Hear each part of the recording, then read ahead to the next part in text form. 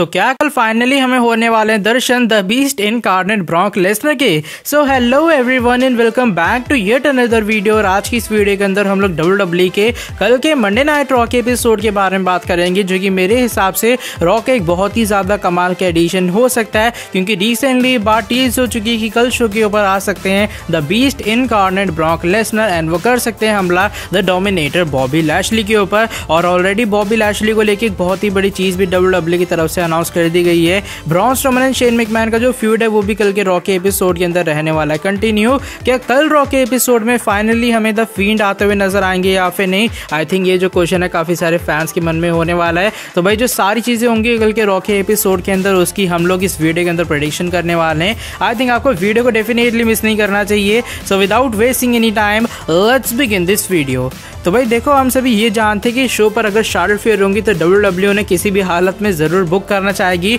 तो मेरे हिसाब से कल एक बार फिर से शार्लेट फेयर का हम सभी को एक सिंगल्स मैच दिखाई दे सकता है। पिछले हफ्ते उन्होंने शेना बेजलर का एक सिंगल्स मैच में फेस किया था, तो मे भी कल के रॉ के एपिसोड के अंदर हमें जो नाया जैक्स है वो शार्लेट फेयर के खिलाफ एक सिंगल्स मैच में फेस करते हुए नजर आ सकती हैं। और इस मैच में मेरे हिसाब से जीत एक बार फिर से द क्वीन शार्लेट फेयर की होने वाली है। इसके अलावा कल शो के ऊपर हमें एक यूनाइटेड स्टेट्स चैंपियनशिप का मैच भी दिखाई दे सकता है, जहां पर दी ओरिजिनल ब्रो यानी कि मैट रिडल हमें फेस करते हुए नजर आ सकते हैं मुस्तफा अली का। पिछले हफ्ते मुस्तफा अली ने रेट्रिब्यूशन जब हार गई थी टैग टीम मैच में, उन्होंने मैट रिडल को चैलेंज किया था और इस मैच में डिस्ट्रैक्शन के बाद जो मैट रिडल है वो हमें हारते हुए नजर आते हैं एंड मुस्तफा अली की इस मैच में जीत हो जाती है। और अगर आप एक चैंपियन को पिन करते हो तो आपके पास एक राइट होता है कि भाई आपको एक टाइटल शॉट मिलेगा। तो मे भी कल के रॉ के एपिसोड के अंदर जो मुस्तफा अली है वो मैट रिडल के खिलाफ एक यूएस टाइटल शॉट भी हमें लेते हुए नजर आ सकते हैं। एंड शो के ऊपर एक बार फिर से डैमिनी प्रीस्ट का भी हम सभी को एक सिंगल्स मैच दिखाई देगा। वैसे पिछले हफ्ते अलास का उन्होंने फेस किया था,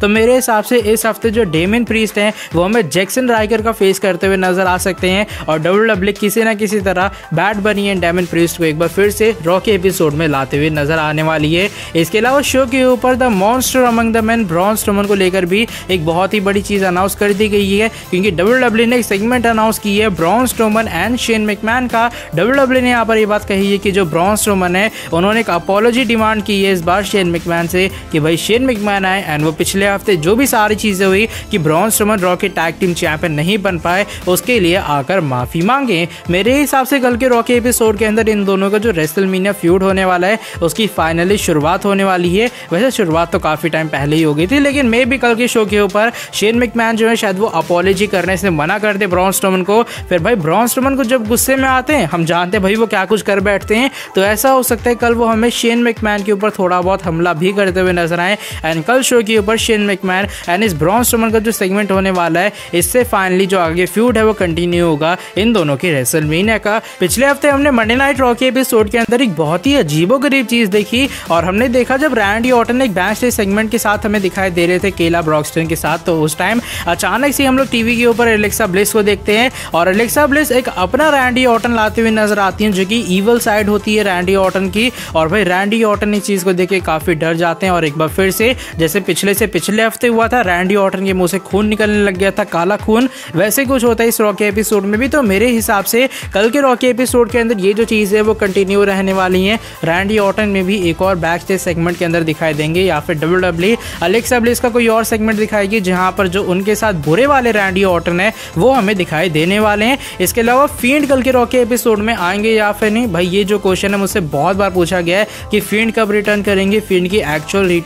रिटर्न जो डेट है वो क्या है WWE के अंदर। तो भाई मेरे हिसाब से जब न्यू रैंडी ऑर्टन का जो कैरेक्टर है वो इंट्रोड्यूस हो गया जो कि ईवल रैंडी ऑर्टन है अलेक्सा ब्लिस के जो कि साथ दे रहे हैं इस चीज में, तो शायद मेरे हिसाब से इसका मतलब ये है कि जो फील्ड की रिटर्न है अब वो फास्ट लेन पेपर व्यू के बाद होगी और जैसे ही वो फास्ट लेन के बाद रिटर्न करेंगे वो रैंडी ऑर्टन के साथ अपना जो रेसलमेनिया फ्यूड है वो हमें सेटअप करते हुए नजर आएंगे। बाकी ऐसा भी हो सकता है कल के रॉ के एपिसोड में अलेक्सा ब्लिस ये बात कह दें कि भाई जो ईवल रैंडी ऑर्टन है एक्चुअल में यही न्यू फील्ड है और आगे हमें जो Randy Orton versus Randy Orton के मैच की जो सिनेमैटिक स्टोरी लाइन होगी वो दिखाई दे सकती है। शो के ऊपर हमारी WWE चैंपियन यानी कि द डोमिनेटर बॉबी लैशली को लेकर भी एक बहुत ही बड़ा सेगमेंट अनाउंस हो चुका है। फाइनली एक बहुत लंबे इंतजार के बाद Bobby Lashley new WWE champion बने थे, तो भाई सेलिब्रेशन तो बनती है। इसलिए WWE ने यहाँ पर ये बात अनाउंस की है कि जो Bobby Bobby Lashley and Hurt Business हैं वो कल के रॉ के एपिसोड के अंदर ऑलमाइटी WWE चैंपियनशिप की हमें सेलिब्रेशन करते हुए नजर आएंगे। और अगर जहां तक आप सभी को याद होगा WWE के अंदर